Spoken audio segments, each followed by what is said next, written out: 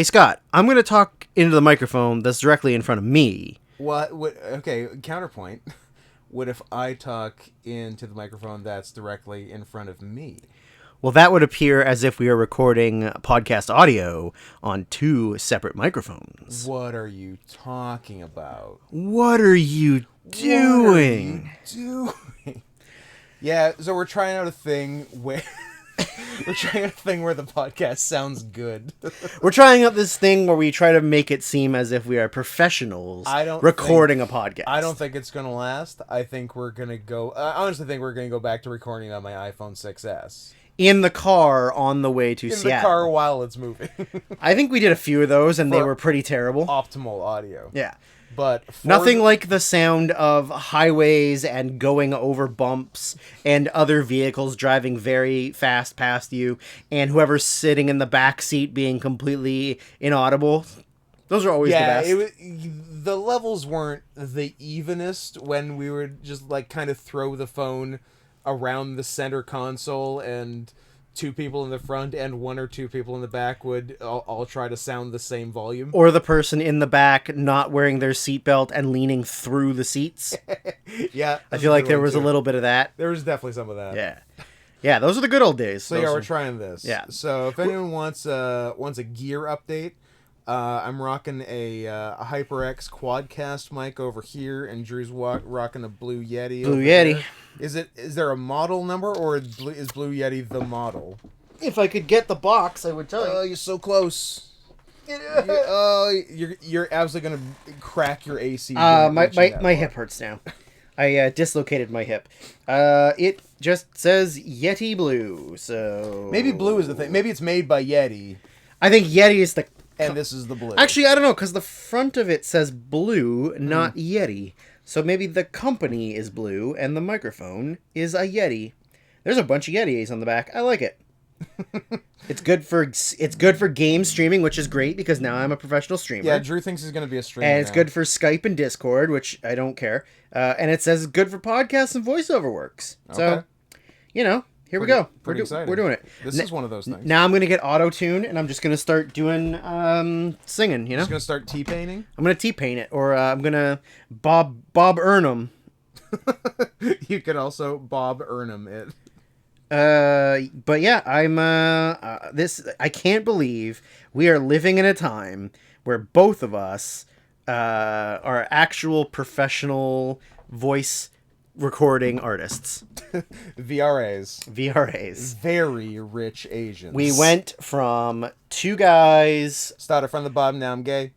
Started from the bottom, now the whole town gay. We went from being two guys, a girl, and a pizza place. Yep. To just two guys and a girl. Ryan Reynolds, some other guy, and some bitch. I think the woman was Tia Leone. Caroline Rhea. Caroline in the City. I don't think it's Caroline Rhea. I think it's Caroline Ray. I feel like we've legitimately had this conversation before. You idiot. And it also went nowhere. I believe the other guy... It seems like Rhea. The other guy you would recognize from TV shows, but I couldn't tell you what else. Richard Ruccolo. Of course. He would household name. Be in oh, maybe he's not. I've definitely seen his face. Maybe he's fucking dead. Oh, he's in one of my favorite shows, FX's Legit. He was in that. Jim Jeffries. But Jim Jeffries and crippled DJ Qualls? Do you know who he is? He's, in It's Always Sunny. I do. The episodes where they get the corporate exec guy who they think is gay, so they take him to... Yes. So he is gay, and they take him to the strip club? Yes. That guy. Oh. That's the other guy in Two Girls, a Guy. That's the second titular guy. And then the girl is... oh my god, that's her first name? Leia Thompson. No, Trailer Howard. What are you talking about? Her first name is Trailer. Oh, she's the... Can I meet her brother Dump Truck? Or Tractor. She's the female love interest in Dirty Work. Okay. Yeah. And then... That movie isn't really about a female love interest. Oh, though. Nathan Fillion was in it. That's a dude's rock movie. Handsome guy. Love him. I feel like Don Rickles gets more play than the female love interest in Dirty Work. Then you're sucking sand. Look at you. Look like a shaved gorilla. Ladies and gentlemen, if you have not seen Dirty Work, starring Norm Macdonald, if you haven't seen turn Dirty this Work, off. And leave it off, because we don't want you. We are not... This isn't... Okay, there have been times in the past where we have said, turn this off, go do this, and come back. Here's a time where, if you haven't done this, turn this off and never come back. Yeah, you know what? We don't want you. We don't want you. You are all the way out. Get the fuck out of my face. So, as I was saying, we went from 2 guys and a girl in a pizza place to 2 guys and a girl. Yeah, they lost the pizza place to no girl. So now it was just 2 guys. Wait. Are we still talking about the show, or we're talking about us? Now? Okay. We went from being 2 guys, a girl in a pizza place to 2 guys. Yeah. 2 gay guys.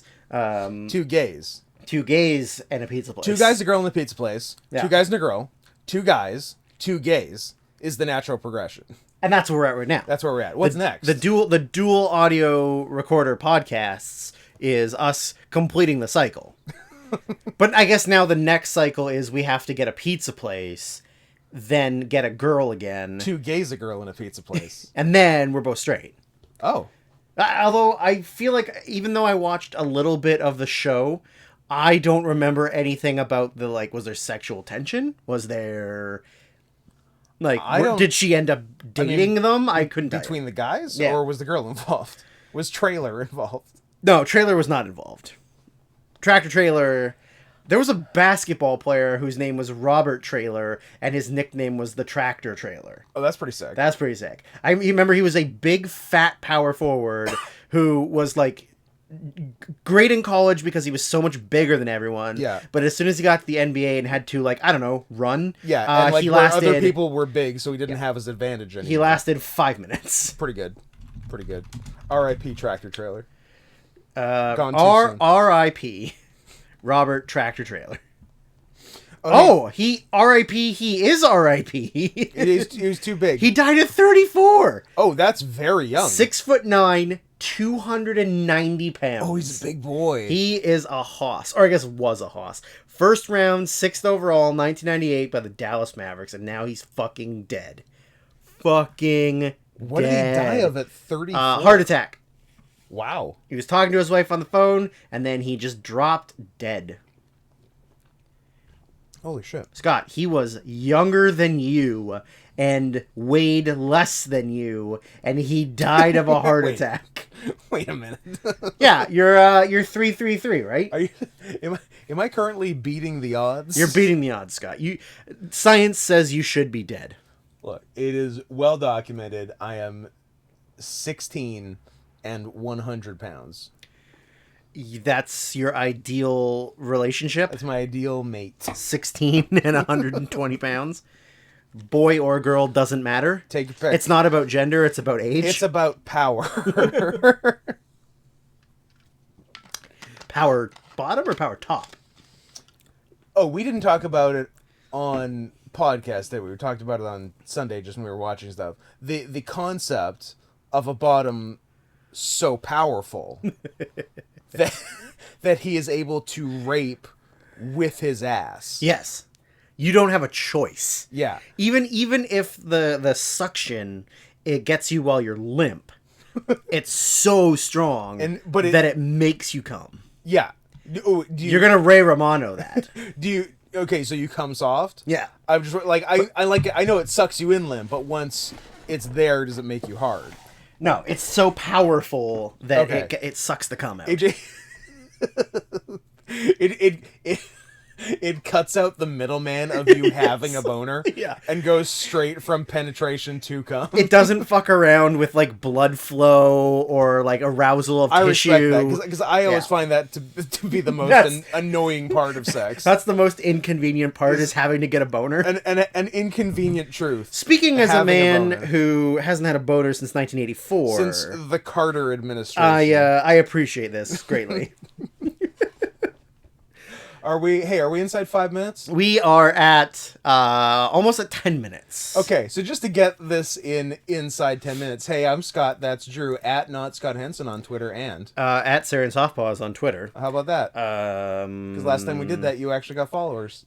I think 10 minutes and the podcast's over. And that's the show. I think I lost followers when I did that. I think because our listeners are gay furries. Sure. Gay wrestlers. Absolutely. Gay wrestling furries. They're all of those things and only those things to my if the demographic tests are true. But it's people who don't know your Twitter yet, so you say it and then they go find you, and it's also people who were already following me and had forgotten they were and then go and unfollow me. You're like, oh yeah, I need to oh, I'm done with this. I need to get this anchor off me. Yeah, it the first podcast of this season. Several new followers on Twitter, several new followers on Letterboxd, negative 10 followers on Grapple. Although, does anyone follow anyone on Grapple? Yeah, I don't know how much the social media aspect of Grapple is bumping. I follow zero. Negative 10 follow me. Negative 10. What do you mean negative 10? They've actually blocked 10 people from being able to follow me. Is that true? Yeah. So even if they wanted to follow me, they wouldn't be allowed to. I don't understand. Yeah, that's how it works. Just live your life, Scott. Live your life. What a strange system. It is a strange system. So, as you the fan base are aware, this is the second episode of the In Your House pay-per-views. But before we get to the second episode of In Your House pay-per-views, I want to give a shout out to number one fan and number one wrestler who I enjoyed wrestling with, but everyone else hated the match, Jimmy Starbucks, who sent me a picture today of a Walmart's in Florida. I assume in Florida. He still lives in Florida, right? I should probably ask him if he still lives in Florida. I do believe he does. Of them having the blueberry pancake Captain Crunch, but also, unbeknownst to myself and to Scott, there is a blueberry pancake inspired syrup to put on regular pancakes, or also in your cereal. Is that what it's for? You make the milk blueberry pancakes milk. That confused me. Maybe you do. Maybe they go together. It's blue, right? It's blue. Yeah. That's that always worries me. But I'll try it. I'll put anything blue in my body. Anything. Oh. This is your chance, Scott. Get that chance. Okay, let's both mute our mics just for... Mad shout out to Bad Dragon as well. Unofficial sponsor of the podcast. Soon to be real sponsor if we play our cards right. It would be incredible if we were like a real podcast, because we're not a real podcast. Yeah. We're just two dudes alone in a bedroom with no pants on. Two dudes with attitude just come up later. But if we could get like the weird subcultural internet stuff to be an official sponsor, because everybody's about like fucking Squarespace and those mattresses and Dollar Shave Club, and what was that meat one that Jericho was always doing, where they like mail you a meat of the month or Omaha whatever, steaks or something. Yeah, maybe. I don't think it was maybe it was just been some kind of meat of the month. It was a meat of the month type thing. I've never listened to a Jericho but like podcast. What if we got like Bad Dragon and somebody who mass produces poppers and I do like a popper some kind of like specifically for butts douche company and or like I don't know, a furry clothing line like Nomad Complex. That's a thing. That's Daiquiri's thing. Listen, I'm only adjacent. I'm not one of them. So I only know whatever you need to tell yourself. I only know the information that you tell me. The information? Information. Anyway, Daiquiri of Nomad Complex has expressed interest of being on the show, so we'll see what we can do. If I can figure out how to do a remote one. Special guest. Seems hard, but we'll try. Well, I guess in theory we could get some kind of... Whenever I do it... Whenever I do it for other people, it's over Discord. So we might have to figure out Discord. Yeah, I guess. Or we could just get like a... Couldn't we just, in theory, get a video call that goes from the computer to the... I don't know. Technology's hard, ladies and gentlemen. Computers are hard. Scott's in his 40s. I'm in my late 20s. And it's very hard for us to figure things out. I'm a baby. You are a giant fucking baby. I'm baby. Well, there's going to be a giant fucking baby... who's shaped like a massive egg. About there are sporadic egg appearances on the show tonight, so that's exciting. Eggs. Yeah. So here we are, episode 2, second in your house pay-per-view. Yep. Second of what? We're how far in are we? We are 2 of 27. 2 of 27. Pretty good. We are currently in Nashville, Tennessee, where we get an opening of just a bunch of gay country stuff. The country music intro video was, it was hella gay. I mean, good for them, like WWF, for realizing the popularity of country music at the time. Yeah. And being like, well, let's just fucking run with it. We've got a country music singing wrestler, and why not just do a show somewhere that he's going to be popular? And little do they know, he's the best wrestler in the world. So yeah, I mean, it's a backdrop of Nashville and showing the the Country Music Hall of Fame, and which we could have gone the to outside of the Grand Ole Opry. We were in Nashville. We were in Nashville. We wrestled just outside of Nashville, but Clarksville inside. We were outside the Opry, I believe. Were we? I don't think I paid attention. You were just sort of going with the flow at that point? I mean, yeah, it might have been said, and I was just like, okay, cool, but country music's for homos. So... Steers and queers. And I don't see any queers, so you must be a cow? You must be a cow? A male cow? No, Johnny Cash Museum was fine for me. I did not need to see the Merle Haggard, Waylon Jennings... Hall of Fame, like I don't care about the other country music. I only care about Johnny Cash. Yeah. And going to a Predators game the day of and paying like, I don't know, $12 for tickets. Yeah, for like row 5 seats. And getting to see one of the best mascots in the league. Top tier S tier mascot. He's probably honestly like S tier. 1, 2, or 3 in the league, I think. Sure. Eventually I will do a rating system. Maybe we do that as a special podcast. Could be. But yeah, he is definitely 1, 2, or 3. Noted non-furry Drew will rate all the animal mascots on how hot they are. Listen. For years I have been doing NCAA March Madness brackets. Yeah. But it is only based on the mascots. And the scale of mascots are so you can only advance from the first round if you are an animal. Yep. You cannot be a human. You cannot be a whatchamacallit or a thingamajig or a nutter butter. Or a nutter butter. Or you can't be any of those weird asses. So you have to be an animal. You can't be any of those bad candy bars. And then by those it goes from quality of the suit. Yep. I'm calling it a suit, not a costume. It's a suit. It's a suit. Quality of the suit. Here's what it isn't. A phase, Mom. It's not a phase, Mom. There are other things in our lives that are definitely phases, but fursuits are not a phase. So it goes by quality of suit. It goes by ferociousness. It goes... What? No, I don't... Listen, I don't disagree. I don't want... I just love that that's like the criteria. No. Number 1, ferociousness. Scott, listen. If you went to an American university and your mascot was, let's say, a wildcat, but the wildcat's got its tongue sticking out the side and it's got those eyes where the insides like rotate around it. No. You want a googly-eyed wildcat as your mascot? Miss me with that gay shit. Absolutely, it goes by ferocity, and then it goes by fuckability. But like, those aren't necessarily in order. It's just like, well, the suit's okay. It's not really that ferocious, but dead ass. Sure. Goes right to the top. Absolutely. Right? So, I've definitely, almost every year, the same mascot for me has, assuming that they make it, which I can't even remember the name of the school.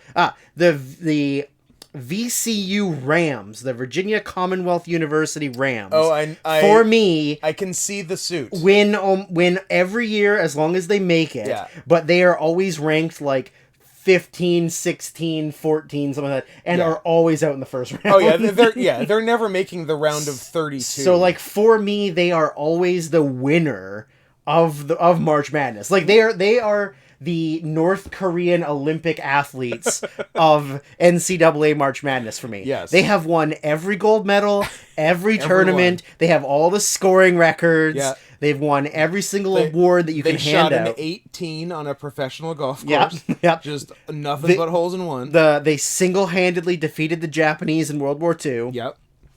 And they always win. So I think at some point... That speaks to the quality of the suit. Because the suit is excellent. It's not like you're a Ram guy. It's not like you have a Ram bias. It's just that good Scott, a Ram suit. They're prey. I would never choose them. No. But they are... The suit is fantastic. Scott, you should just make it the podcast cover. But forever? Or just, I mean, at least for this, people need to see how good that fucking Ram costume is. Yeah, it's He's really got good. muscles. He does have muscles. The horns look real. Yeah. And the face is what if fantastic. the horns are real? What if those are horns? What if that's one horny Ram? But yeah, I mean, look at that. Yeah. That's the best. It's great. Every year they win. Every year they win. They've won every March Madness since it started. Oh man, I wonder if they have like face masks for the Ram. I'll get one. I want one now. Oh, they got. It's not the same. No. I need. Does he have a name? I bet you he has a name. He must have a name. Raminold. Randy. No, Randy the Ram. It'll never work. I don't know what his government name is, but I'll find it out. Rodney the Ram. Okay. I'm alright with that. Reminds me a little bit of Rodney Mack, which I don't like, but I'll live. It's no Nash of the Nashville Predators. It's no Nash or we'll you know what? A special edition podcast will be recorded where we go through the NHL mascots from least fuckable to most fuckable. Where does local boy Finn fit in? Here's the thing. Mid-tier? He's unique. I'll give him that. And the guy inside the suit is pretty entertaining. But again, he's technically a mammal. I was gonna say, so he's above like he obviously he's on the fish side of things. Yeah, but he's a mammal. He's above like he breathes oxygen. He's above the Columbus Blue Jackets like lightning bug or whatever the fuck he is. Off. So like. And then, there's a bunch of, like, random, just, like, what even is that thing? Yeah. Right? So he'll be in the top, like, What is that, a Tamagotchi? What is that, an Arizona Tamagotchi? Arizona Tamagotchis. Yeah, I mean, he'll be in the top 15. Like, he'll be in the upper half. Just depends. I mean, he's a top predator, right? Sure. Maybe I should factor in predator ability as well. Food chain. Although, we'll see. Well, you know what? We'll break it down. Bad luck for the Minnesota plankton. We'll break it down. And speaking of breaking it down, this is a show very heavy with future DX implications. Oh yeah. A lot of them are on the show, including Mr. 123 Kid and the Roadie. This was an interesting show. Because it's the last match for two guys, either forever or for a long time. Yeah. Strangely, it is very weird, and both in the middle of what should have been feuds. Yep, it's always interesting to just end feuds with no payoff, but they're really good at that. Yeah, so they are excellent at setup, and they are very poor at execution. Yeah, it's the Roadie's last WWE match, at least televised. Yeah, for almost a year and a half. And it's Lex Luger's last televised match ever in WWF. In WWF, yeah. Yeah. Thank God. So, we get the opening little talk about. It's Lawler and Vince this month instead of Vince and Michael P.S. Hayes. Doc's backstage with a new haircut, which I kind of like. That is a recurring theme on the show. Everyone got haircuts. So, well, yeah, one very sad haircut. As they introduce the show, you get Lawler and Vince, who are both wearing bolo ties and what's it called, right? Bolo ties. Yeah, you're good. Lawler, Look like Southern oil men. Southern oil men, which I mean, Vince, I'm sure it feels right at home. Yeah. Being an asshole who's dressed like an asshole. Lawler, however, is wearing what a choice. a cowboy hat. But he is wearing his crown over top of the cowboy hat. It's a good look. He also informs Vince that the cowboy hat was a gift from Garth Brooks. That's right. Topical, as he was very popular at the time. Now, still is a contentious. I guess Chris Gaines is more popular now. If you ask my parents, who's the number one recording artist in the world? Still very popular. I remember I very, very specifically in 1998 when he had like his massive world tour, like it was one of the biggest world tours at the time.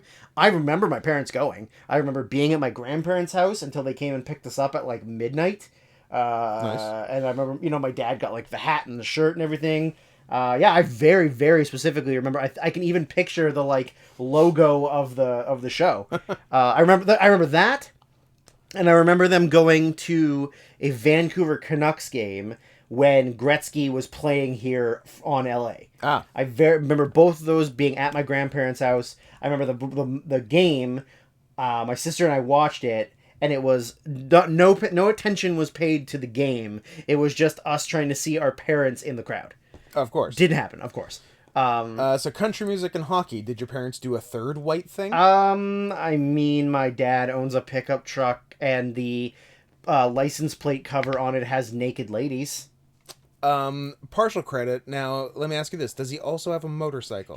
Not only does he have a motorcycle, one time he had two at the same time. You're in. He also used to have a dirt bike. You've done it. Well, congratulations, guys. I'm white.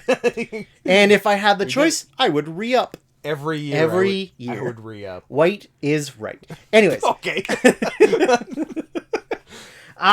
So there was a contentious moment between Scott and I where Lawler had said that it was the first ever Lumberjack match on, he said television or pay-per-view?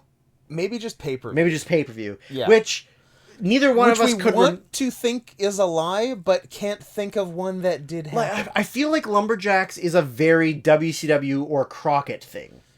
Right? They certainly did them. So, in my head, it seems like there would have been one on an 80s Starrcade or something.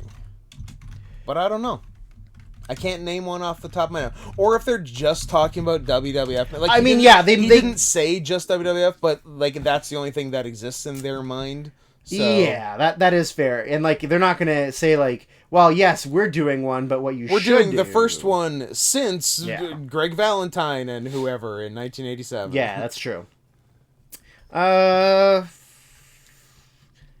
Yeah, I don't know. I don't know if I'm going to be able to find it like right this second, but it's a tough on the fly find. We'll do some post show research. I mean, there's a Reddit thing that's literally what is the origins of a lumberjack match, but I don't know if I'll be able to find information just reading through it. But so yeah, a little bit of minor contention on whether or not that was a wrestle lie or not. Yeah, classic wrestle lies. Little bit of an inside joke between our group of friends of wrestle lies, mostly because for 20 years almost, WWE has just been making things up, been lying about just stuff. saying things for the sake of saying things, and then we're like, that's not true. That's not even remotely true. Nah. But anyways, so yeah, the opener had future D-Generation X best friends. I think what's your favorite wrestle lie? Mine is that Triple H gave someone a pedigree on top of the bus in The Chaperone. Well, the only way to find that out is to watch The Chaperone. And no one ever has. Which no one's ever seen. Prove it. I don't know if I have a favorite one. There's just so many things that Michael Cole has said over the years where you're like, that's a wrestle lie. That is not truth. But I don't know if I have. For me, it's always pedigree on the bus. Yeah, I don't know if I have like a specific favorite. I'd have to think about it. Big Show's Andre the Giant's son. I don't know if does that count? I don't know. It was sort of a wrestle. It's just a storyline, though. I guess. That's not like, I wrestled in Mexico in front of 100,000 people, or I helped train The Undertaker. Those are both good wrestle lies. Those are both from the same guy that we know. From the same piece of shit. He's fucking stupid. He's definitely going to hear this podcast because he knows how technology He's works. good at computers. Yeah. What a dumb piece of shit. Absolutely. Anyone who's followed any 3-2-1 battle lineage from our wrestling, like the two of us, if you ever see results or anything that just say the coach or Coach Steele or coach, if you see any coach before we stopped booking him because he was too bad, literally a guy who was teaching people that you can do suplexes on either side and it doesn't matter, whatever feels good, whatever works for you. And then when somebody tried to give me a right-sided suplex, I literally forced my way into a left-sided suplex. Nope, left. Yeah. Anyways, so the opener is, like we said, the 1-2-3 Kid and the Roadie. This is hot in the middle of the Roadie, Jeff Jarrett, Jarrett's big hit single, I think he called it With My Baby Tonight. Yeah. But I think it's just called With My Baby, or just My Baby Tonight. It's not, I don't know. In my head, it's With My Baby All right, Tonight. fine. Maybe I'm wrong. I'm probably wrong. So Roadie comes. My day working hard on the go, but the hands on the Great, clock now we're getting is sued. spinning Thanks. too. We're getting DMCA'd. We're getting, yeah. This is getting taken down I can't wait because Vince McMahon is alone petty. with my baby tonight. Anyways. You know what the good thing is I just realized is, like, when you're being loud or annoying, I can just keep talking and people can probably hear me. That's probably true. Anyways. That's why we need to go back to one mic. That's why we need to go back to holding it in our hand between the two of us so we can both people can be heard. With our heads getting closer and closer. We got a hot start. We got the 1-2-3 Kid jumps the Roadie during his entrance. Like a cheater. Like a cheater. You know what? I think there were some phonies on this show. There were phonies. There's going to be a phony later. Yeah. So we get a hot start. There was a ridiculous slingshot to the floor sidekick by the Kid to Roadie. Yeah, like one of those like ankle breaking ones where you land on one foot because you're kicking the guy. But luckily the Kid weighs under 100 pounds, so there's no weight going on his ankle. And he was fine. And he was perfectly fine. How did Rob Van Dam never break his leg? Weed, bro. I guess weed makes you. Actually, what's funny is Rob Van Dam pain. did break his leg, but not doing that. Not doing that, yeah. He broke it getting speared. Yes. Which is so weird. Yeah. Like, you figure spear, your, like, legs are kicking up. So it'd be very hard for you to break your leg. I don't even really understand. Unless Rhino, like speared him lands in the leg on it, yeah, or whatever. It's not as bad as, remember the Neville one against Jericho? Ugh. Where he, like, slid through his legs and, like, his leg got part caught? of his leg didn't go. Oh, that was really gross. Yuck. That was a really bad one. Big yuck. They constantly cut back and forth to Jarrett in his locker room, like getting dressed and getting prepared, talking to the background bitches. Because not only is he getting an Intercontinental title shot, no, he is the champion. He's the champion going in. Shawn won it. So last show he was champion. Pardon me. He just didn't come to the ring with it. That's for right. whatever Not reason. only is he defending the IC title, he's also doing a concert. He's doing a live performance of his hit single. So so they're cutting back and forth because I think they made a reference to, well, Jarrett must be backstage watching his roadie have a match. Yeah. And then they keep cutting back. They're like, no, he's not even paying attention. He doesn't give a shit. Big moment here of Jarrett wearing two different cat prints, which I'm not a fan of. Tiger on the hat. Tiger hat. Leopard on the pants. Leopard pants. I don't care for this. Pick a lane, buddy. I mean, to be fair, the leopard print one was in tiger colors. You know what? It was. So at least the colors It was like matched. orange leopard. Yeah, which is bizarre. Yeah. So good eye though. At some point during the commentary, Jarrett Lawler makes a reference to Tom Arnold's marriage and how long it will last. And so we were like, what? Is he married to Roseanne around this time? No. We had to look. He's remarried. He's remarried, but it just brought up the argument of, or not even argument, discussion of, Imagine being into Roseanne Barr in the 80s and 90s. Marrying Roseanne Barr on purpose. At her fattest, with her bull dyke haircut. At her fattest and shortest hair. And just being like, yeah, that's who I'm sexually attracted to. Like national anthem Roseanne. Oh my god. That is... I wanna fuck that. National Anthem Roseanne is amazing. Tom Arnold was a severe cocaine addict. Yeah, absolutely. And also, it's not like Tom is exactly like a looker himself. No, he's not a gorgeous man. But when your options are like Roseanne or anyone under 300 pounds, I think you have options. Yeah. Yeah, so I mean, the match was actually pretty good. Not bad at all. Like pretty fast paced, and they were doing a lot of stuff that for 1995 WWF wasn't being done by anyone else. Especially if I gave you 150 guesses, how about 150 kisses as to what the finishing move of this match would be? Would you have guessed top rope pile driver? 147 would have been my guess for top rope pile driver. What? Literally, second rope pile driver. Talking about? That is in 1995. Yeah. That's crazy. To be fair, if you're going to do that move with anyone, you're going to do it to the 1-2-3 Kid. Kid is the guy to do it to. Because Waltman 100%. is tiny, yeah, and he's also like a really solid worker. Yeah, and he also likes the Japanese moves. Oh, he does like the Japanese moves. But I mean, on the good side of it too, or the, I guess, safe bit of it is like... you guys watch a lot of those Japanese tapes? Like those Japs tapes. Rhodey does land on his feet before they hit. Oh yeah, he does it real safe, and it's not like crazy. But at the end of the day, it's a 1995 WWF second rope pile driver. Yeah, both of us were just like, whoa. Yeah, like that's crazy. Rhodey pins him clean.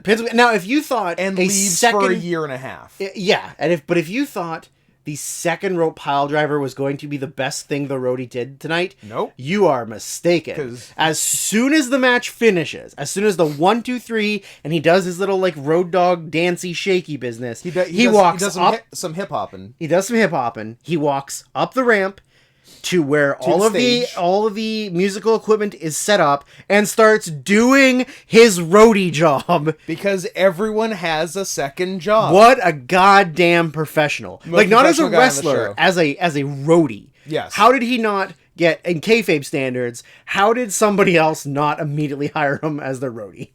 Right? Yeah, like Van Halen calling, they want the roadie. Like this guy just worked a whole match, won, and then didn't miss a goddamn beat, goes and does a mic check, checking in with the band, checks the guitars. Big Al, who we learned later, his name is Big Al. He's chatty. He's chatty. So from here, we go to the back, we get a $1 Million Corporation promo, which, the first RIP of the show, Todd Pettingale's gorgeous flowing mullet. Yeah, between May and July 95, they put on some sort of mullet embargo, I guess, or just everyone had to get haircuts. Yeah, they just wanted people to look more fashionable for the 90s. The most fashionable era of wrestling. Absolutely. And of like society. Yeah. But that being said, mullets were wildly out of date already in 1995. Absolutely. Tell that to Sean. Sean's got a big ass one lately. He does. But wrestling is always 5 to 10 years behind any trend. Yeah. They've honestly always never had their finger on what's popular. Yeah. Let's create a character based off of something that no one cares about anymore. A garbage man. A garbage man. Or a big fat guy who likes to eat. Or a half man, half tar. Oh, a man-tar. A man-tar. So yeah, $1 Million Corporation promo. It's just a real congregation of we have a bunch of heels. Yeah. We have nothing for them to do. It's quite a ragtag You guys bunch. are on a team. You got King Kong Bundy, who's literally a walking, talking human egg. Isn't it? He is as wide and circular as he is tall. He was born an egg, he'll die an egg. He'll die an egg. R.I.P.? I don't think so. I don't know. I think he died recently. No, did he? I feel like he might have. The egg cracked? The egg. Humpty Dumpty had a great fall. March 2019. Damn. He was only 63. Yeah. So, yeah, he's another one of those guys. I mean, remember... that's going to come up later of guys that are way younger than you think they are.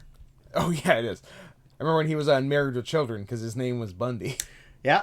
He died of complications from the diabetes. Damn. Man, diabetes got fucking King Kong Bundy and Kamala in a very short period of time. Yeah, taking some of our best men. Ugh. Taking some of our best fat guys from the 80s and 90s. Our best big boys. But yeah, the Lumberjack Corporation is a real, like, well, I guess you guys are on this team now, because it's like, a Supreme Fighting Machine, egg King Kong Bundy. He's the Supreme Fighting Machine. What did I call him? You said a Supreme Fighting Machine. Like you were describing him. So he's like a Supreme Fighting Machine. Yeah, he's a Supreme Fighting Machine. And then King Kong Bundy, who's an egg. Who's a human egg. You got, as we noted last episode, a real American native Tatanka. And IRS, who's there, but I don't think wrestles anymore. I can't think of him really doing anything after Money like 92, really. Yeah. Maybe he did stuff sporadically, but yeah, I feel like he's mostly done. Oh, well, until he comes back in 99 WCW. Yeah. But I don't feel like he does a lot in... Oh, I guess earlier in WCW, VK Wall Street. VK Wall Street. I love the amount of times people have made just petty name things. Jokes at Vince McMahon. VK Wall Street, the Voodoo Kin Mafia, Shane, Voodoo Kin Mafia, Virgil. So where are we? We are. No. Hey, huh? Sorry. I was just saying 95. Yeah. Is he wrestling? Scott, he is done.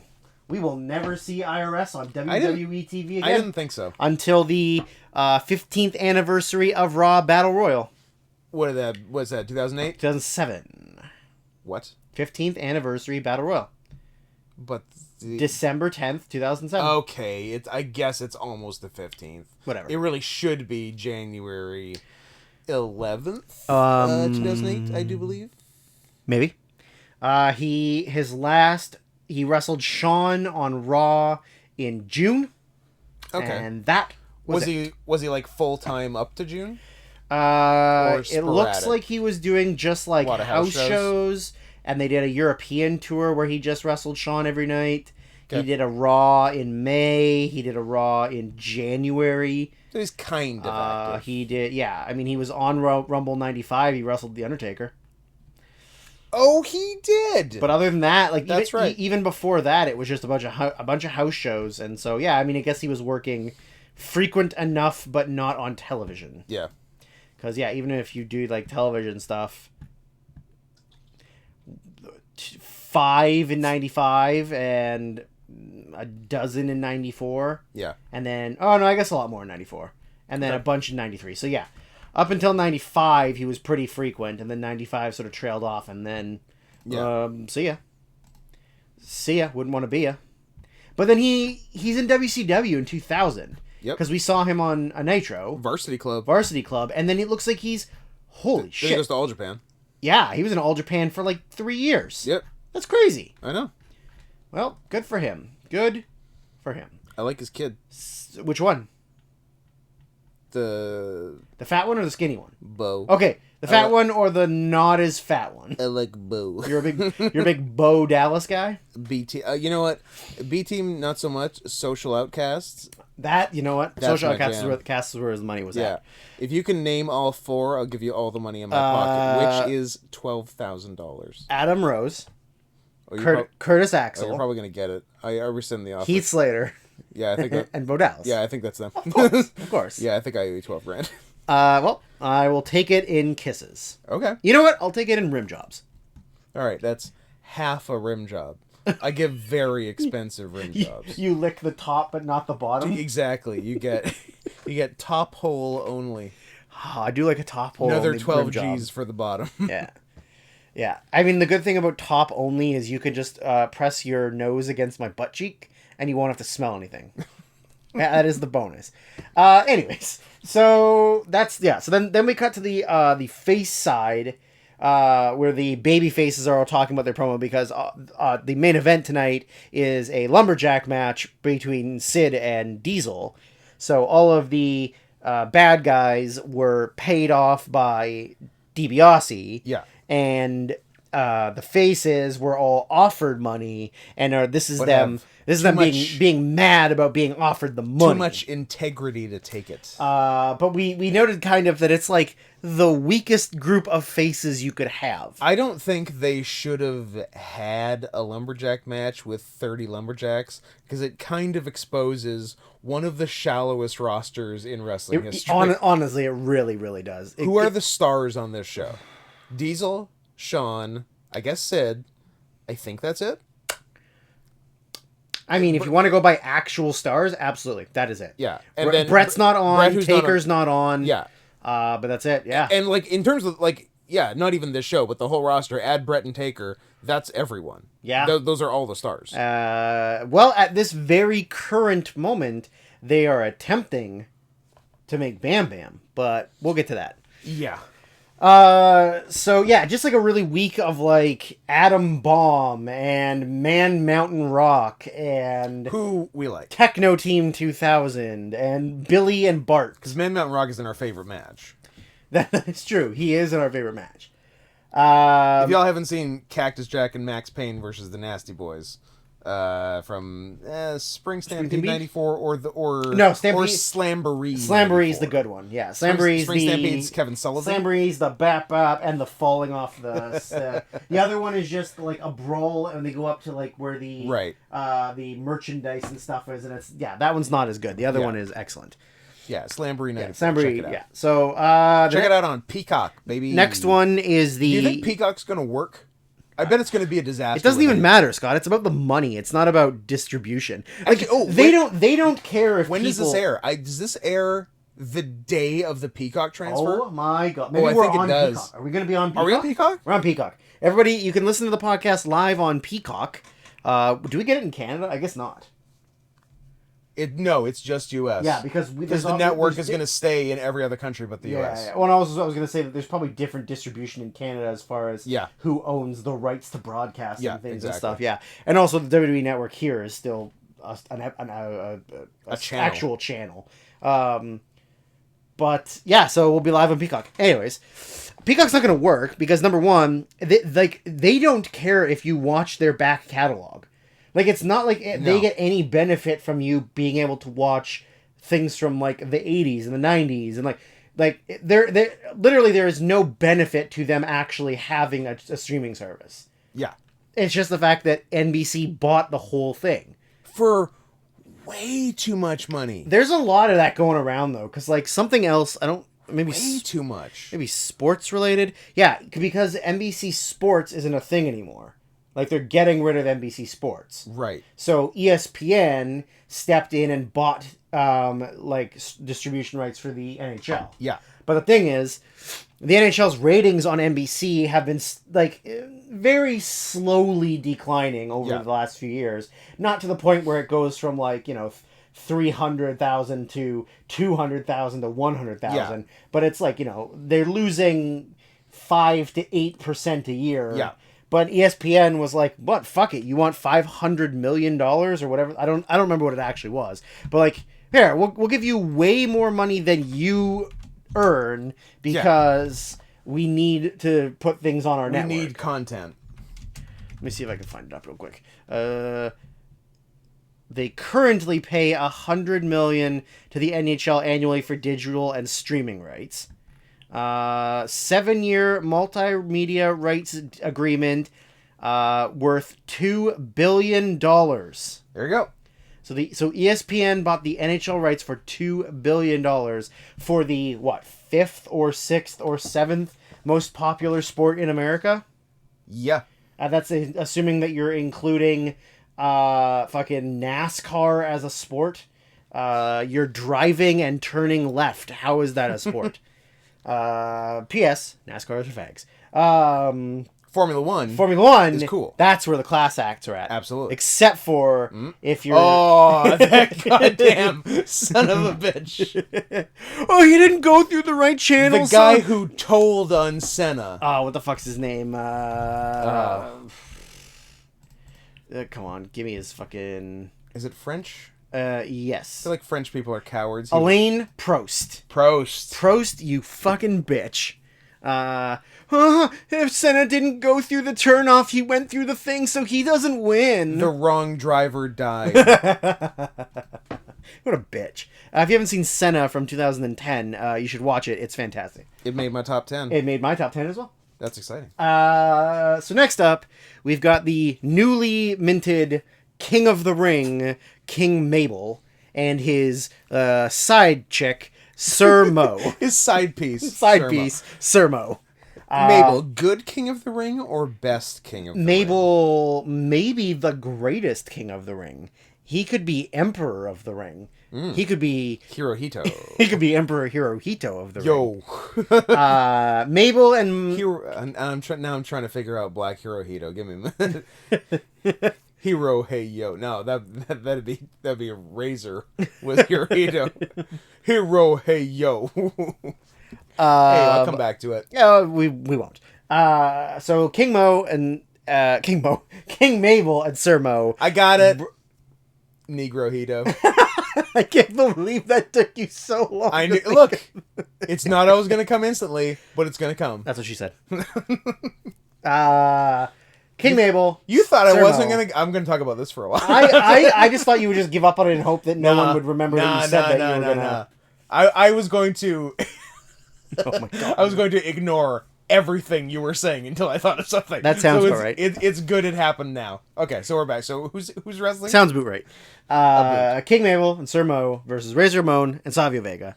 Savio, of course, made the save for his butt buddy Razor last pay-per-view. Well, it's because they're good Caribbean boys. They're Caribbean boys. Cuban and Puerto Rican, and that other almost Caribbean boy, Aldo Montoya. Yes. Because the Portuguese founded Brazil, and that counts. And Brazil's on the Caribbean. It is, but it's not the same. It's a bit of a trek. It's not an island. It is not. I mean, America is an island. Uh-huh. It's just the big one. Uh-huh. It's the second biggest island. Mm-hmm. Eurasia, Africa is the biggest island. And America is the second. I mean, America's is the second, yeah. Yeah. Oh, man, poor Australia. Third biggest at best. No, fourth. Antarctica. Antarctica might be number one, I guess. Oh wait, is it? No, I think Eurasia, Africa. Well, Russia's massive. Yeah. So okay, so Eurasia, Africa won. I couldn't tell you what's bigger between America and Antarctica, though. You know what? You know what's bigger than America? Canada. Yes. What's bigger than the United States? I'm talking about America, the double continent. North and South. Oh, like... I'm from South Central America. You know, like Peru and shit. Well, this is what...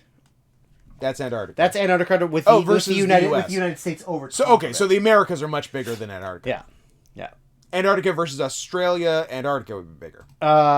Yes. Australia's not as big as the U.S., question mark.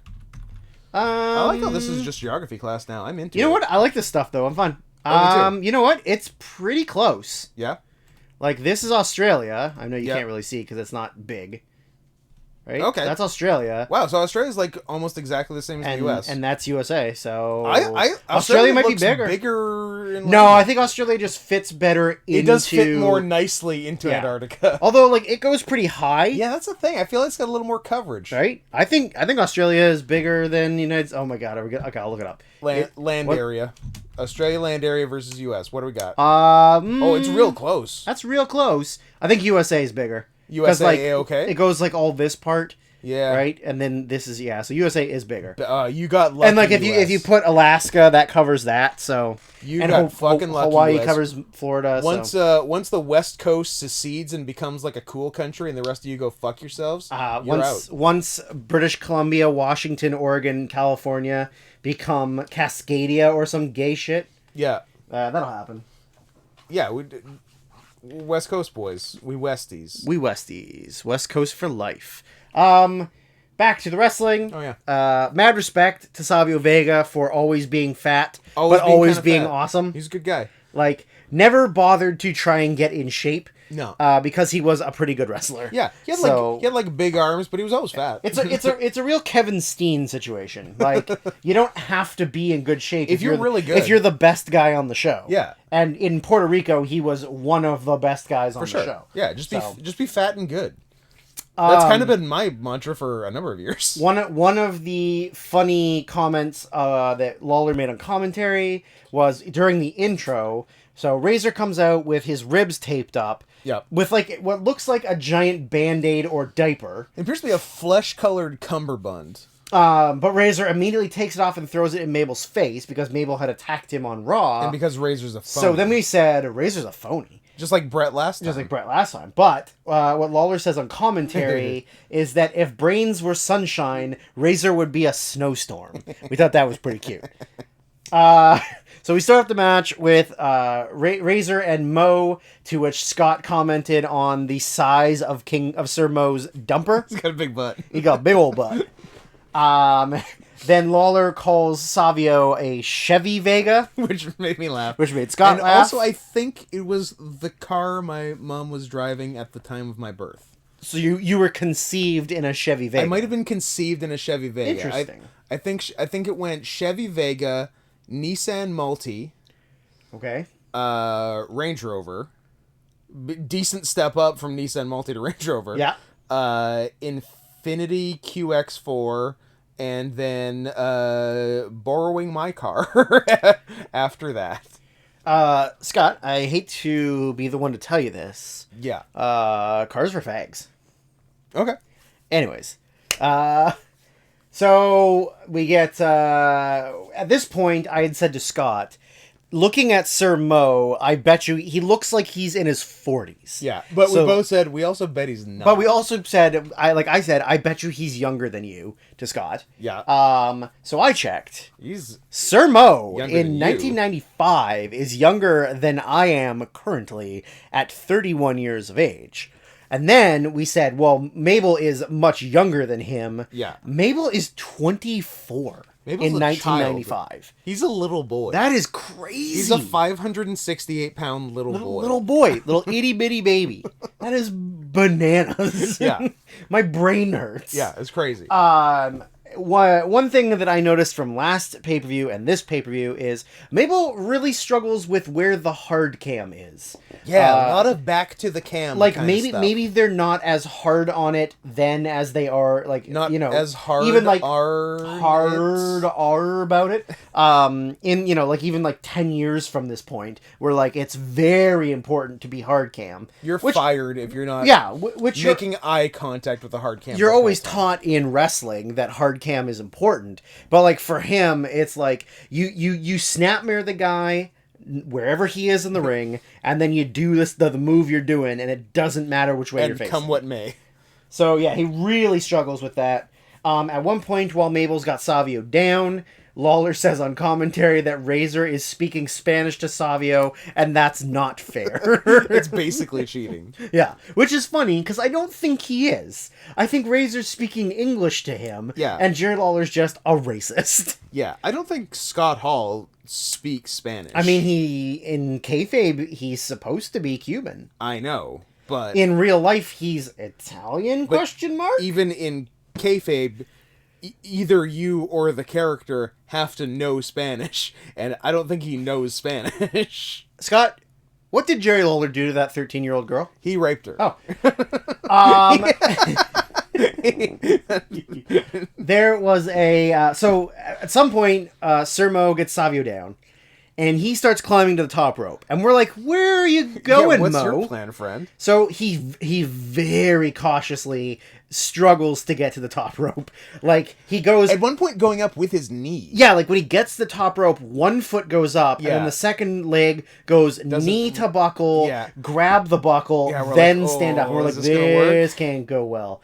However, he then fulfills our every desires by doing a rounding off Terry Funk style moonsault to nothing. Yeah, I was not expecting a fat guy moonsault and a top rope pile driver on this show. Yeah. 95 WWE, shockingly ahead of It's its surprisingly pretty good. So he misses the salt, gets the hot tag to Razor. Then Mabel decides to go up top. And we're like, for what? Now what are you What doing? are you going to do off the top other than get hurt? Yeah. But Razor cuts him off and gives him the old, like, flare toss off the top. Yep. Which Mabel surprisingly Looked takes good. a really Did, good like, flip bump a good off. somersault. Yeah, really good somersault. Respect. But then Mabel grabs Razor to give him a belly to Oh my belly, God. and it was like twisting and turning were not in Mabel's moveset. No, he just started going back. It We're looked like he you was have to turn. It looked like he was picking him up and just falling straight to his back. Yeah. But at some point he managed to turn. Last minute, like the last moment that physics would allow. Yes. So, He turned. and that was the finish. Yeah. Surprisingly. So, I mean, I guess entertaining. Not great, but entertaining. Just it was all right. We also looked up that Sir Mo has wrestled a more recent match than both Scott Either or myself. of us. Which is very sad. He wrestled the day after Scott's my last most recent match. Yeah.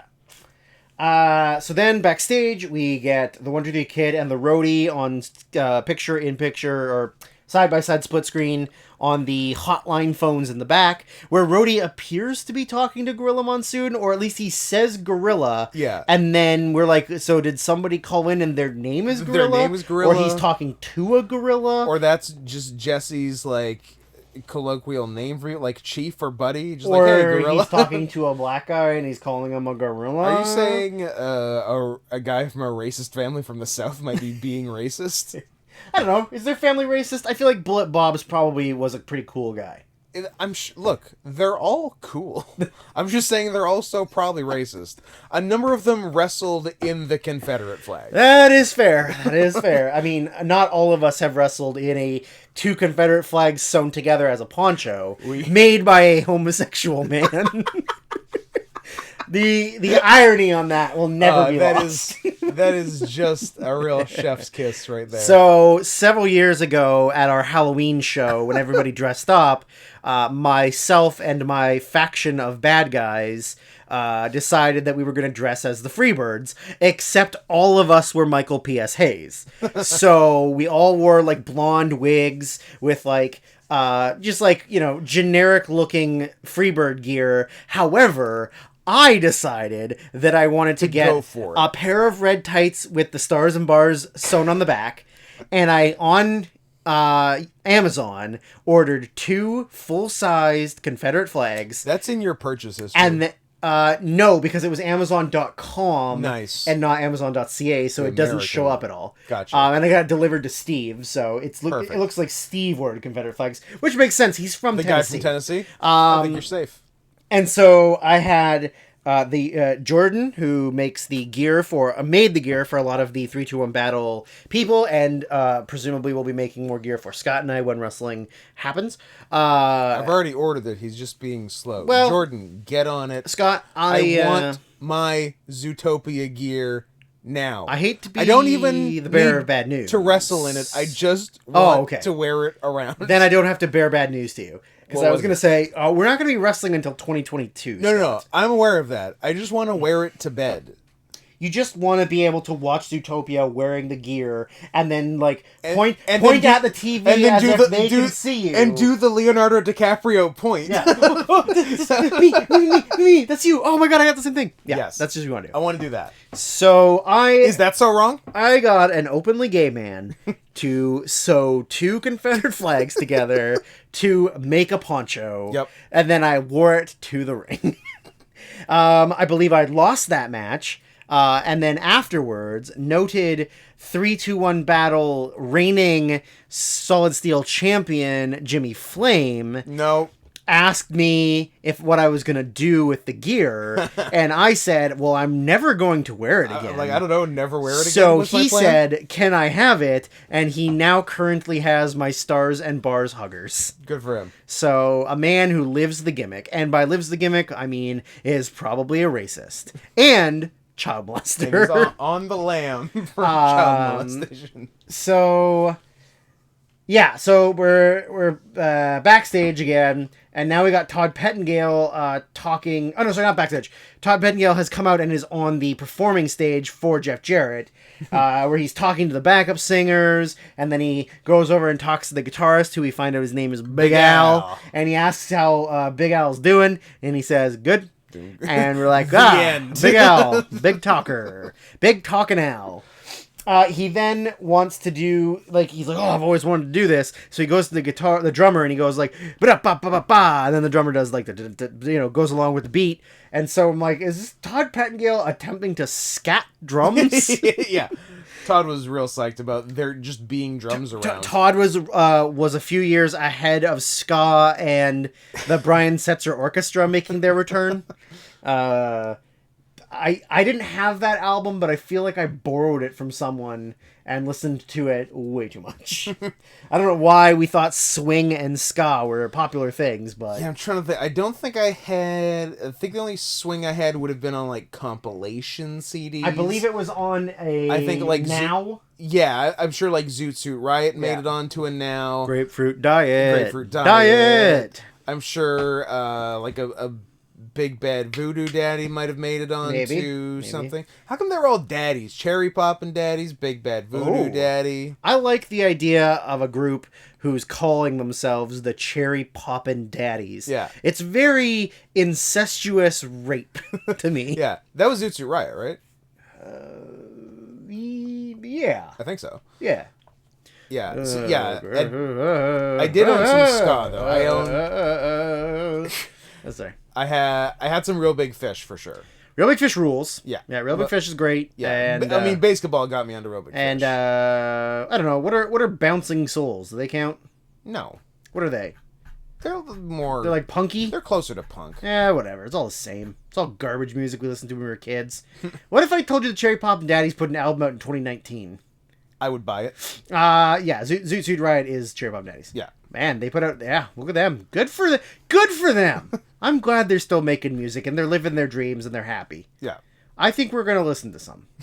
After the podcast is over, we're going to listen to some.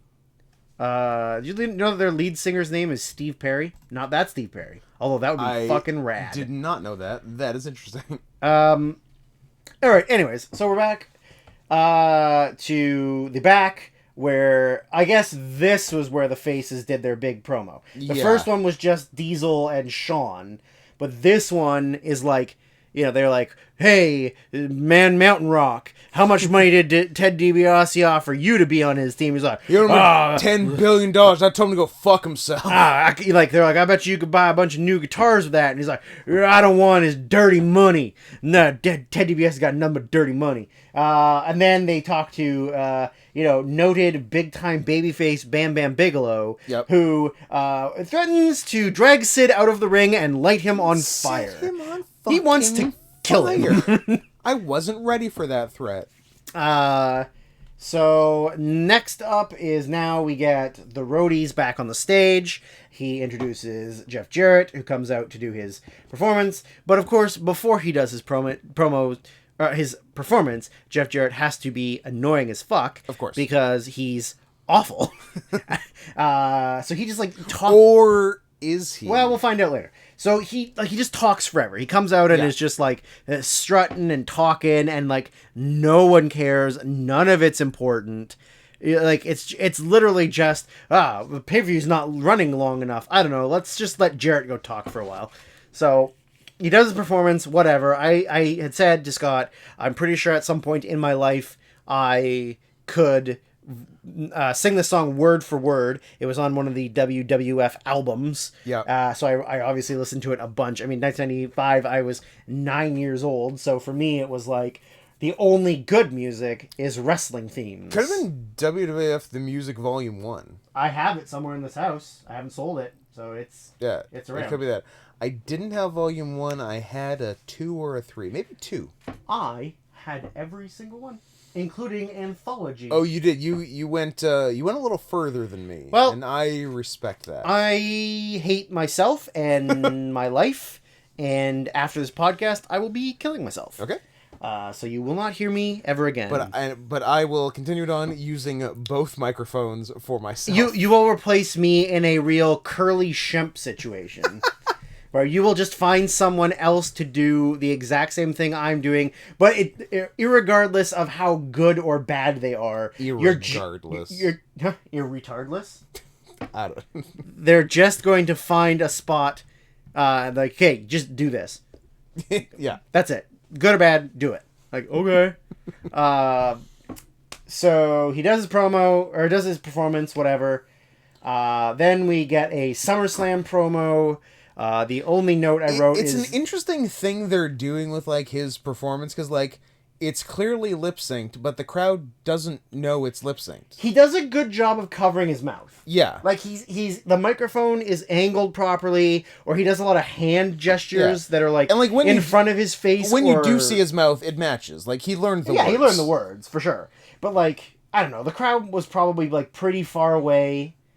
And in Nashville and retarded. I also think from what I could hear, because when he came out to do the performance, the girl with the violin was playing his, like, regular theme. Uh-huh. It wasn't piped in. Yeah. So my thoughts were that one of two things. One, the band was playing live and they were piping in the singing, or Road Dogg was off camera. Singing live while they were playing, right? Like, because it definitely sounded like a live performance. Yeah, the backup singers sounded live. Yeah, so I would imagine that it was probably just Road Dogg off camera singing. Yeah, like either behind the curtain or off the stage or whatever. It would have been very funny if it didn't work. Absolutely. So yeah, we get a SummerSlam promo. Like, just, you know, a package building up to the show with a bunch of Diesel stuff, and it was just like the whole promo was just about Diesel being hot. Yeah, literally the only note I wrote was Diesel fucks in all caps. That's all it was. But the thing is, like, I think from what I've heard, like, Diesel, like, Nash never really, like, cheated on his wife, which is crazy. Like, he was like a guy who legitimately probably could have gotten maybe the most poon of anyone in the 90s in WWF. Anyone should have cheated on their wife. Yeah, it was him. But yeah, I guess it sounds like he was just a kind of a boozer and kind of a druggie, but, like, never really cheated on his wife. Eating a little Korean. I mean, eating ain't cheating. You know what? You got me there. Eating ain't cheating. So then after the promo, we got Pettingale, who's in the crowd, and he's sort of just, like, asking the crowd about what they thought about Jarrett's performance, and most of them are like, he's queer, he's gay, that was terrible. But some were like, it was pretty good. Like, oh, he's pretty great. He's pretty great. Well, he's pretty great later on. Yep.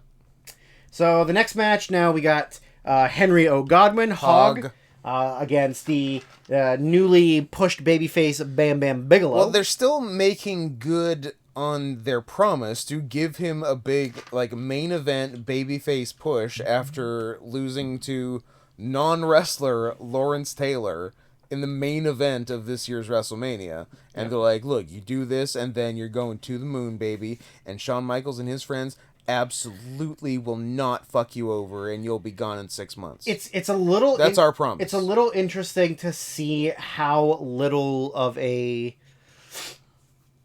penis. A micro penis? Because, like, you know, Taker for years was the locker room leader. Like, he was the guy. Yeah. But even at this point, he's been around for 5 years. Right? Yep. So you'd think he would have, I don't know, a little bit more pull, or maybe he just didn't want conflict. Because, like, Bam Bam's his guy. Like, him and Bam Bam were, like, bros. Like, if the BSK had existed then... I think it did. I guess it was probably the start of it, right? Yeah, it is just 95. Because the Godwins and Fatu Savio and Yoko. Godfather and Yoko and stuff. Yeah, I guess so. But you'd think that he would have a little bit more pull at that point, right? Yeah. Because, I mean, he's been around longer than Diesel. Yeah, it might have just... Yeah. But maybe he just didn't want the politics and the bullshit. Didn't want the trouble, because it would have been a giant hassle. Yeah. But I mean, when there's other guys actively... Bam Bam's just got to eat this. Actively trying to fuck over your friend. Yeah. You'd think that maybe you'd step in a little bit more. I would love to hear Taker give a real honest answer to a lot of that stuff. Yeah. As opposed he did finally he did finally answer the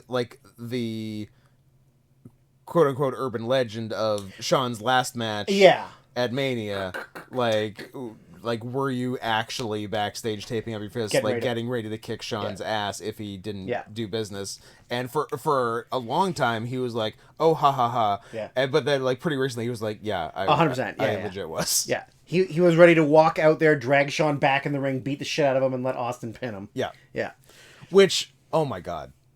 I wish it happened. How amazing. I wish that had happened. I wish that the Tommy Dreamer murder-suicide had happened. We could have had a couple of real interesting WrestleManias. I wish that murder-suicide would have ended professional wrestling. Yeah. Professional wrestling would have been over. Yeah, 100%.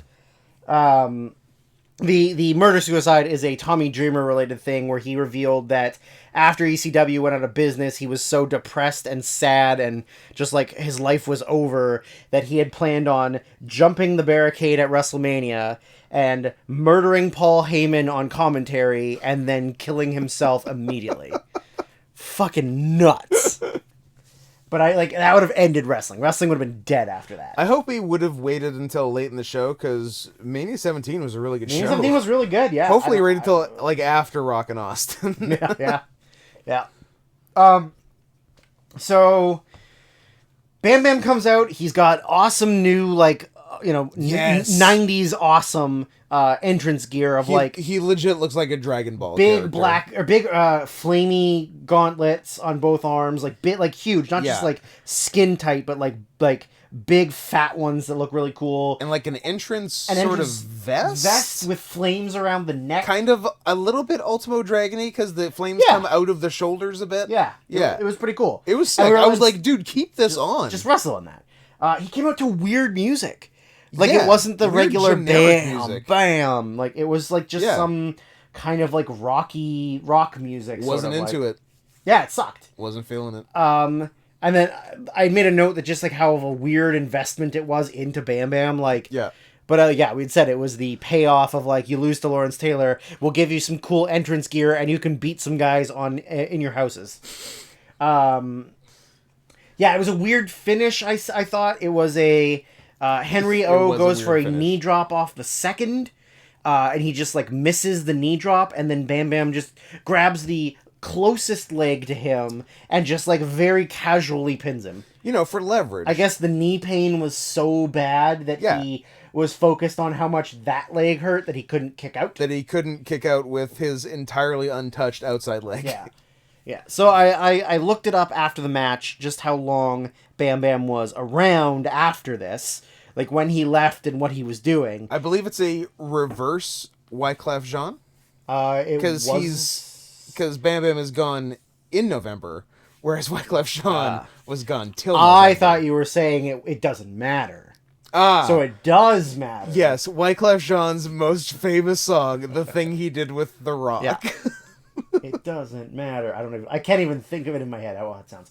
But yeah, he is gone in November. He goes back to Japan, and can you imagine a man who goes from being a mid-card nothing on WWF television house shows, pay-per-views, to literally wrestling Tenryu every single night for 4 fucking months?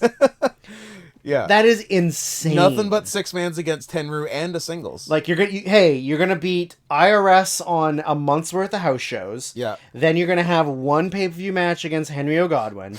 Then you're gonna beat Skip and or Zip every other house show for another month. Sure. And now go home. Oh, you're gonna go to Japan and wrestle Tenryu every night? All right, interesting, fine, but go for it. Yeah, he was awesome in Japan, and it's just such a weird, leave the biggest company in America and go and wrestle one of the biggest names in the history of Japan every night. Yep, it's not a bad deal. Yeah. So we get a really quick Bob Backlund in the crowd where this is the build up of him running for president. Yep. Which it was nothing. Wait, Bob Backlund didn't become president in 1996? Nope. He at least got the Republican nomination. I think so. It was Clinton Backlund 96? Clinton Backlund. Nader. It was a Bob. It A Bob got the nomination. That's worth something. Vote for me, President Bill Bob Dole. We get another HBK. Bob Dole for human president. We get HBK doing another backstage promo where he looks the absolute gayest. He is leather daddy. Does he know that his hat is exclusively for leather daddies? Does he know? He knows. I think he either knows and doesn't care, or gay. He doesn't know but also doesn't care. It's one of those. Yeah. These outfits, the 95, 96, 97 Sean, it's a lot, are the most homosexual things you've ever seen. It's really a lot. No straight man has ever worn that. No, ever. Ladies were still creaming for it though. Yeah, which is really weird. I don't understand the white. Kind of made me lose respect for ladies. Yeah, because you had so much respect for ladies. Nothing, the utmost. Look, much like current President Donald Trump, nobody respects women more than I do. Stop the cheat? Stop the steal. Yeah, stop the cheat. Stop the steal. Stop the cheat from Homestar Runner. He must be stopped. Yeah. So, yeah, he cuts promo, whatever. The next match is now his second appearance of the night. Jeff Jarrett defending the Intercontinental title against Shawn Michaels.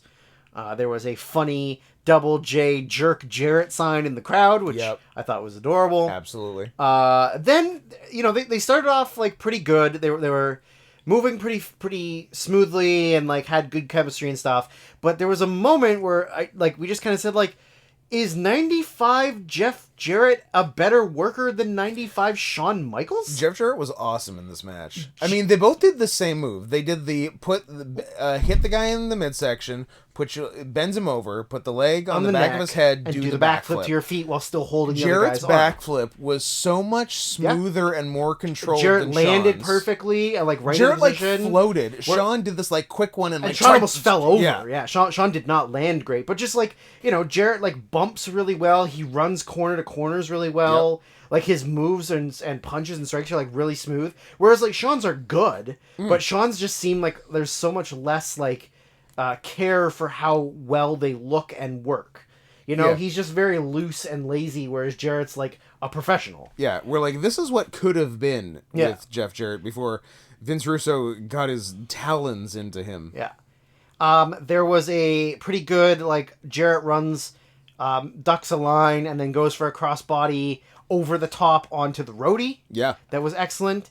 And then the best spot of the match, where Jarrett's in the corner. Oh my god. Shawn runs corner to corner, and Jarrett gives him the duck under, and shoot up him up and overs him. But he goes over the post and essentially takes a back bump on the floor. Just a somersault flat back bump it was on the massive. Goddamn floor. And it was just in the middle of the match, and there was a limited crowd response to it. If this was 99, people would lose their goddamn It was minds. one of those things that was too big for the crowd to even really understand. They're wait. They'd never seen it before, so they were oh, do we react to that? Or did what he are go we to doing? Did he go to heaven? Yeah. But then after that, Vince and Lawler, both on commentary, make several references or requests to see a replay So many times. And it takes them so forever. long. Why are they so bad at replays? Number one, they know the spot's coming. Yeah. And number two, it's not you have to go rewind 10 minutes. P.S. There's someone whose job is just replays. It's just replays. But yeah, it takes them forever. Yeah.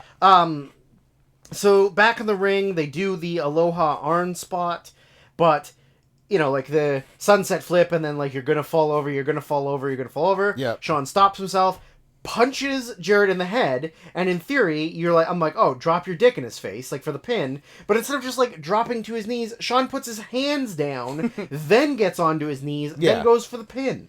The laziest finish to that move. It's he really didn't want to put his dick in his face. It's really Shawn's a lazy worker who's a piece of shit at this point.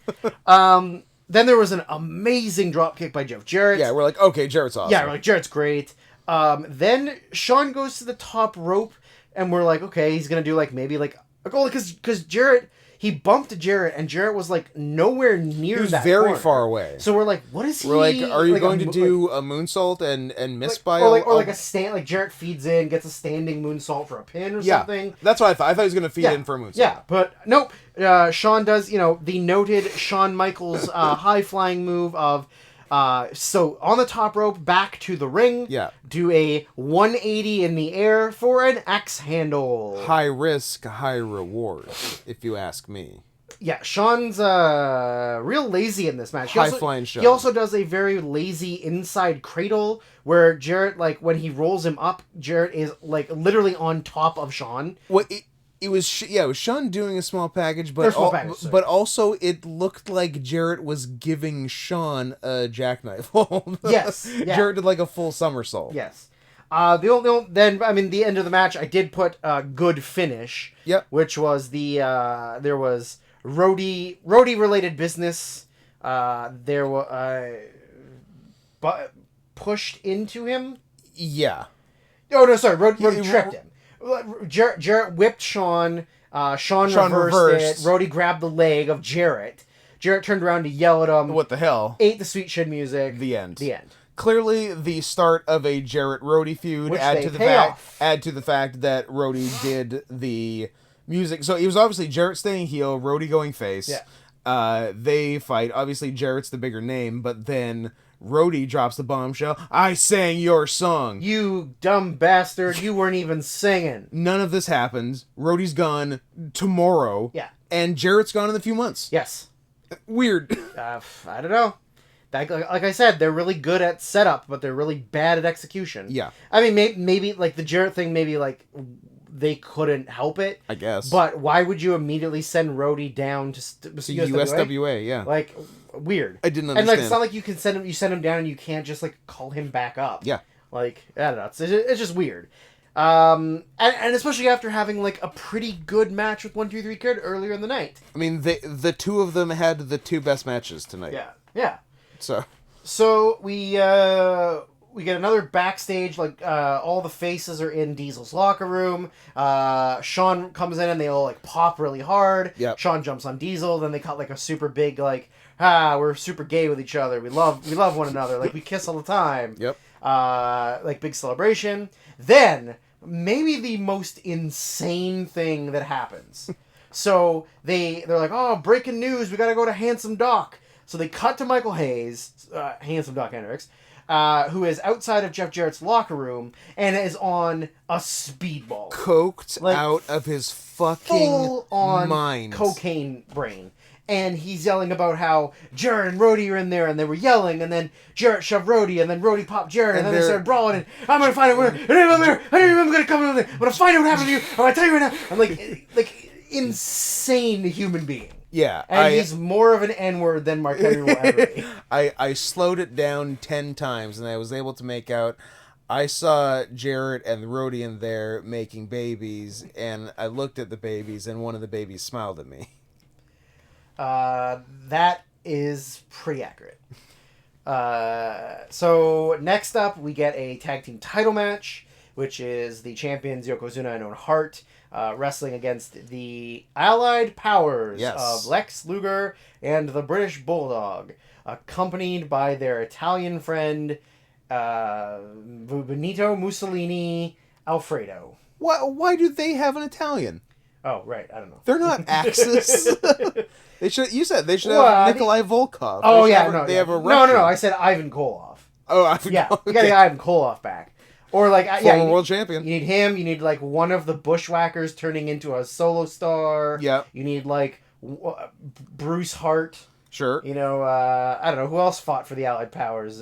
France. Oh yeah, we need a good guy, non-anti-American French, because those don't exist. Andre the Giant. Oh, just died. R.I.P. Andre.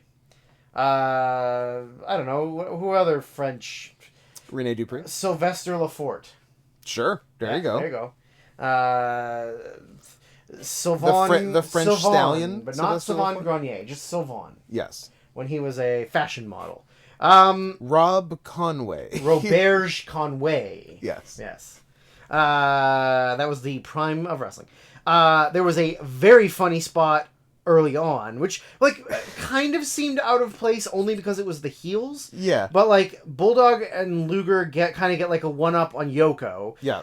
Luger hits Yoko, who takes a big bump like right near his corner, and Owen gets off the apron and sells his foot because Yoko landed on his foot, and so he's like mad about it. Hey man, you landed on my foot. Yeah, and then like Yoko gets up and like sort of like yell, like they're talking over the ring corner as Owen's selling his foot, which leads to like Luger running in and bobbing him and whatever. Like, but like, what a weird thing for the heels to do. Oh, and don't go to jail for the next 20 years because someone smudged your Puma. So, interesting fact, everybody. I don't know if you're aware of this, but Owen Hart actually died in 1995. Oh my god. Explain it. Oh my god. So, Lex or Davey gave it to him? Davey. Davey boy. Yeah. Owen and Davey did some good shit together. Yeah. We realized that British Bulldog is regarded as a pretty good wrestler, but if you actually look at it, he literally only had good matches with the Hart brothers, the end. The only two guys who could get something out of him. Yeah. Otherwise, he was kind of useless. Pretty much. But, yeah, so it looks like we're going for a standard back body drop procedure. Whip the guy off the ropes, you bend over, guy runs at you, you push him up, he does a big old somersault. So we did almost all of those steps. Yeah. Except the somersault, where Owen goes high into the air, does no somersault, and almost goes face first, but like very last second manages to correct and sort of like flatten out and land on his shoulder. Just kind of on his side, which is better than landing on his neck. I'll give him that. But yeah, it was terrifying because it looked like he should have just done a flip. He was just preparing for 4 years later. Yeah. Yeah. He's learning how to fall. Oh, this is how I'm supposed to fall in 4 years. How do you learn to fall from a height like that? You don't. You don't, but he tried. Bulldog tried to do the old slingshot him into the corner. Oh, too far away. He was way too far away, so Owen had to like land on his feet and take a couple steps into the corner, which looked pretty funny. There was just like a bunch of interesting like, Owen doing some leg work on the Bulldog, which is like, you really only saw a bunch of stuff in this era from the Harts. Yeah. And once they stopped wrestling, everyone stopped those doing moves it. just like left wrestling. Like very specific like strikes or slams to like legs or arms or whatever, because like that's what Stu taught them. Yeah. And when like with nobody running the dungeon, it's like no one has learned those moves since 1990 or something. Yeah, just moves lost to time. Yeah. Because, there was, like, a step on Bulldog's leg while he's down, grab the other one, and then just, like, swing that leg down into the ground while still standing on the other one. Yep. There was, like, a double team move to his legs that, it was just, like, Heart exclusive moves is the note that I wrote. That's the loudest thing I've ever heard. Whatever, it's fine. It's not even up there. It's over here. I'm glad you have it on, like, the most vibrating surface you can... Yeah. It was. I wanted everybody to hear that I get text messages just sometimes. a hard plastic surface. Then, after that we get one of my... Bulldog finally manages to go for a hot tag to Luger, which Yoko gets tagged in, 30 seconds beforehand. Oh, yeah, so by the time Luger steps through the ropes, Yoko's just standing. Yeah, Yoko's almost right there. Like, just past halfway of the ring, but he has stopped walking, because if he moved any faster... He'd be there. He would be there. He'd be in their corner. So he had to wait for the hot tag. Yeah. Then one of my favorite tag team moves that I really wish I could do more often. Yes. Is you press slam the smaller guy onto the standing on the other guy, and he takes a bump with his own partner. Yeah, it's a good one. Love that move. There was an adorable friendship handhold double clothesline where like Luger threw Owen onto Yoko, and then as Bulldog's getting through the ropes, Luger like backwards put like hand facing, palm facing, just like low underhand, grabs Bulldog's hand, like, and then they run take my hand, buddy. Yeah, they do a running double line. That was really cool. Then they do a double back suplex on Yokozuna. Yoko, which like Yoko's almost 600 pounds. Yeah, he's and 6. yes, they're both like big, strong dudes, but there's nowhere to grab. No, that's the like thing. Luger had his hand under the thigh. Bulldog just had a handful of tights. Yeah, you just have to like pick a fold and but go like with it. they got him up higher than I thought they would have. So that they do that, and then Owen and Bulldog end up bailing to the floor, and Yoko is way too blown up to do a bonsai drop, so he just does a leg drop at the end. Finish. And he is pouring with sweat. Yeah. Yeah, so this is the last televised match of Luger, who leaves and is on the first episode of Nitro. Yeah. But he literally... Which is only like 6 weeks from now. Yeah. But yeah, no more appearances for Luger. Thank God, he's shit. And his first televised match in WCW is a title match against Hulk Hogan on the second Nitro. Good way to start. Nowhere to go but down. So after this, then we get, again, backstage on the telephones. We get Shawn Michaels talking to whoever, which I'm sure Shawn was super thrilled about having to pretend I was just thinking, I was putting myself in the mind of 1995 Shawn Michaels being asked to do the superstar line. Yeah. I can't, And pretending to talk to someone. Wrap my head around him being psyched about it. Well, yeah, I'm sure he was pretty coked up, so... Yeah. Or pilled up. So, now we get to the main event. We get a recap video of Diesel and Shawn being butt buddies. Sid turning on Shawn, Diesel making the save, Shawn and Diesel arguing over who's topping, who's bottoming. Yep. Spoiler alert, it's double-sided dildo, neither one tops. Ass to ass. We then get a promo. Make your butts kiss. Make your butts kiss. Then we get another video package just sort of DiBiase teaming or like being the manager of Sid, and then him like buying the Lumberjacks, and then just the recap of like who's the good guys, who's the bad guys for the Lumberjacks sort of business. So we go into the main event. So Diesel defending the title against Sid in a Lumberjack match. As we said earlier, 95, the deepest talent roster they had. Yeah. It was fucking like a who's that of 90s jobbers. Well Done was out there. Like we said, Techno Team 2000. Who we had to look up the second member of because neither of us remembered it. Was Chad Fortune. Adam Baum. Jacob and Eli Blue. Noted SS members. Yep. Don't have the tattoos yet, though. Not yet, but they will. They got them later. But they will. Don't worry. They weren't as racist, even as racist as they were going to be yet. Being hick twins, not racist. Being bikers, racist. Yeah. Very racist. Also, I noted that in this current iteration of these Harris brothers, they both look just exactly like Sweetums from the Muppets, like the big giant all hair one. Yeah, who probably run weird too. Yeah. Loopy and whatever.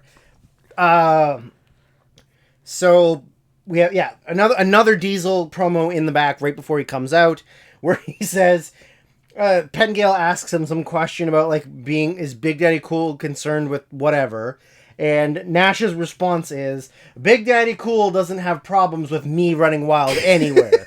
And we're like, huh? He was having like a full dissociative state. I proposed that he was on ketamine. Either that, or he just was really not psyched about having to wrestle Sid again. Yeah. in a bad lumberjack match on the show. Yeah. Okay, and then maybe one of the weirdest things that I've ever seen. They just showed like a girl and a guy, both dressed in black. Both gothed up. Like the girl was wearing like a black veil, and the other guy like rolled his eyes back in his head and sort of like had this weird like dead stare to him, where they were like, "Oh, it's the creatures of the night. It's the creatures of the night. It's Undertaker fans in the crowd." Yeah, and we're like, "What? Undertaker's not on this show. What are you talking about?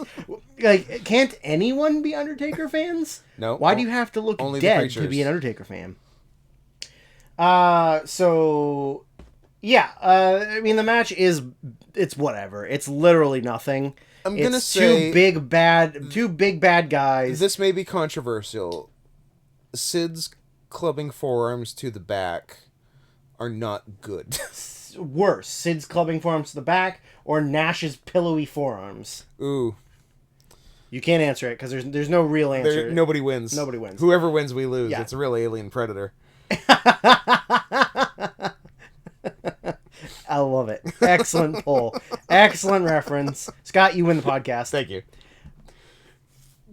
Yeah, I mean, there's just throw Sid out.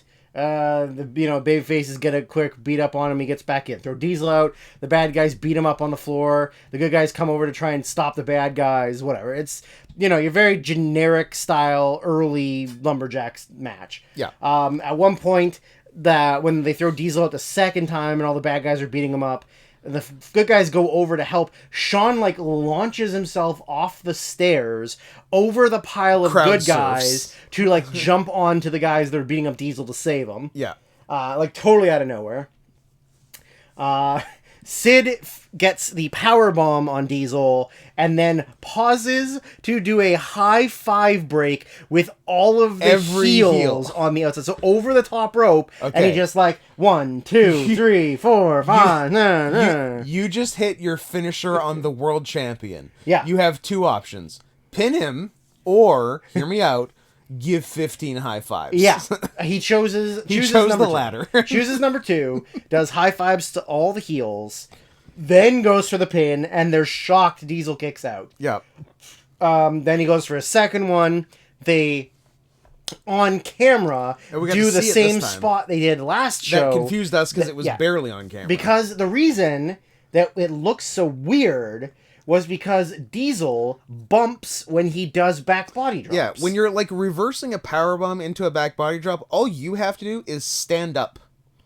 And the guy does a flip over you. And the guy, and then if you want to bump, then you can you toss him, drop to your knees, go to your face, take a front bump, right? Not you push him over your back, sit on your ass, and then you fall to your back as well. Yeah, because it just looks terrible. Yes, but that's what he did. That is absolutely what he did. Now we get to whatever all the outside shit and stuff. Yeah, every heel runs in. First, Mabel gets Diesel and slams him into the ring post, then gives him a scoop slam on the floor. Yep. Then chucks him back in the ring. Then Diesel, then there's more whatever. Diesel goes for the jackknife. IRS runs in, where Diesel doesn't really touch him that much, but he just gently guides him over the far top rope. Yeah, so he gets thrown out. Then Tatanka tries to get in. He gets stomped, and then Sid gets back up, gives him some shots. He goes to run and hit the ropes. As soon as he hits the ropes, Nash gets the big boot up and just blasts him in the face as soon as he comes off the ropes. And for some reason, I knew it was the finish, even though it probably should be a powerbomb. I'm like, weird. That's the finish. Maybe he hurt himself powerbombing him last show. Maybe it's no more powerbomb. But yeah, big boot, and as soon as he makes contact and Sid bumps, Nash turns and falls right on him for the pin. Then all the baby faces get in the ring to celebrate, and then Nash is pissed off and wants to fight Mabel, so they're taking swings over the top rope and whatever, and then that's the end of the show. We get a recap of all the highlights of the show, and that is it for In Your House number 2. Big setup to that SummerSlam main event, Diesel King Mabel for the title. Hope it goes well. Where nobody gets their back broken. And we won't be covering. Because we don't do the big shows. We In Your House boys. I feel like too many people do the big ones. We need to do the small ones. I agree. And for those of you who stayed till the end, the secret letter for this show is A.